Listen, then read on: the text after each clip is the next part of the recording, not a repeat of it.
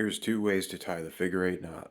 The first way to tie this knot is called a figure eight on a bight, where you take a bight of rope, which is just doubling the rope over itself. I'm going to let the tail strand fall onto the left side of the working strand. Now we're going to grab beneath here, make a finger gun shape, and then take the loop, feed it across the front, and catch it with your thumb.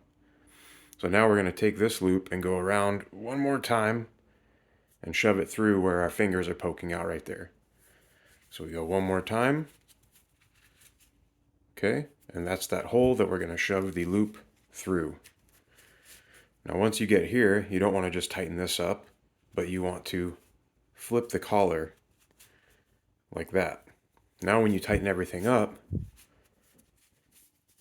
you have a loop, you've got your figure eight knot, and the load strand, what you would be loading, is on the bottom of these two strands. If it were on the top, it could squeeze kind of in a weird way. It's always preferable to have it on the bottom. The next way is a retraced figure of eight. It's good for tying into things like a harness or tying into a loop there. So you're going to take one strand, and much the same way, you're going to tie a figure eight shape, just with one strand instead of a bight. Once you feed that through, you dress it up a little bit, and you end up with a 8 shape. Now I like to work with it in this orientation with the tail coming out of the front, and you'll see why in just a second. Now we're going to take the tail, and we're going to feed it through our loop that we're going to tie into, and I'm going to zoom in just a little so you can see what I'm doing. So now we want to retrace everything in this figure eight. With this tail, we don't want to start on the right side here. We want to start on the left. So you start the hard way first. What I consider the hard way just means that you're not going through the pre-made hole. You're making your own path. Now after that, you just retrace. This goes around, you go around.